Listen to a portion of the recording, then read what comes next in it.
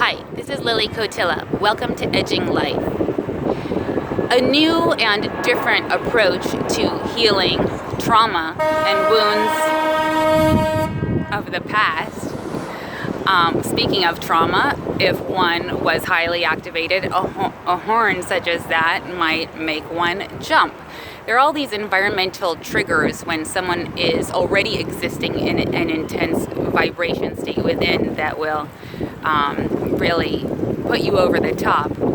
So a different therapeutic insight into trauma and healing from it such that it doesn't run your current life has to do with going back to the environmental milieu or milieus in which you experienced high cortisol release and thus memory imprinting in the psyche, which for those with high oxytocin levels can actually have more impact and weight in terms of memory capsules than those with low oxytocin levels. But so the idea is to go back to the same locations and to re-script your narrative of life and of the trauma from a safe and healing space in which you currently exist in the now.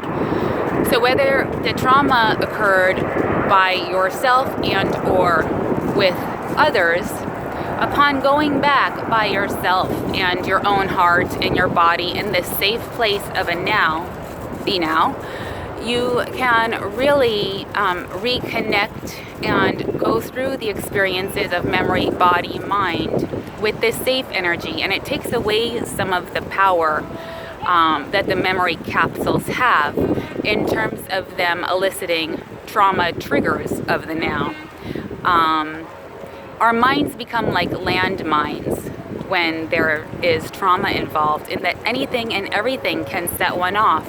Even if to the observer on the outside it seems like it's nothing, if it's part of that trauma topography of the environment and or the environment within, and it's not resolved and or healed, it just takes one little thing to have a reaction, and whatever the reaction looks like might be different for each individual, whether it's externally reacting or internally going into paralysis. It's very different. But going back through, as I was saying, the geographic surroundings, whether they're in your direct vicinity and or you have to travel there and make a trip out of it, can be so powerful in terms of re-scripting the memory and the relationship to the trauma and lessening the power that it has. I've known many Vietnam vets who have gone back to the country in which they were fighting and have experienced severe trauma, whether through visuals or auditory or the close connection with death and the fighting, etc.